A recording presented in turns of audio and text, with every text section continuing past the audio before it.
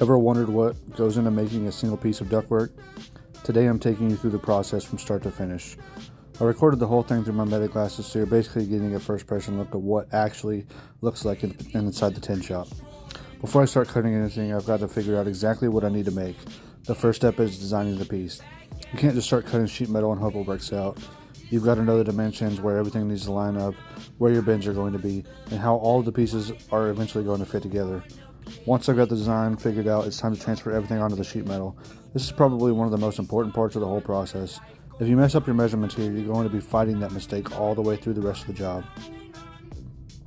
So I take my measurements, mark everything out, and lay out exactly where I need to cut and where I need to bend. And this is where having a good understanding of how the finished piece needs to look really matters. Because right now you're just looking at a flat piece of metal. By the time we're finished, this is going to be an actual piece of ductwork that can go into a system. Once everything is marked out, it's time to start cutting. This is where we start turning the design into something physical. I'm cutting out all of the sections that I don't need and leaving the material that I'm going to use for the finished piece. And you can see how quickly the shape starts to take form from once the cuts are made. After everything is cut, now comes the fun part. It's time to start bending it. This is where all those measurements and marks from the earlier start to make sense. Every bend has a purpose. I'm basically taking this flat piece of sheet metal and folding it into the shape that I designed at the beginning. And this is one of those things that looks pretty simple when you're watching somebody else who does it all the time. But there's definitely a lot that goes into it, getting everything to line up correctly. You've got to pay attention to your bends, your corners, your dimensions, and how each section is going to connect to the next one. One wrong bend can throw the entire piece off. So I'm working my way through each section, getting everything bent where it needs to be. And little by little, we're starting to get something that actually looks like ductwork.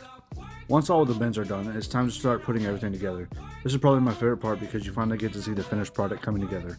All those measurements, cuts, bends from earlier are finally turning into one complete piece. And this is also where you find out whether you actually did everything right. If your measurements are off, you're going to know pretty quickly, but when everything lines up the way it's supposed to, it's pretty satisfying.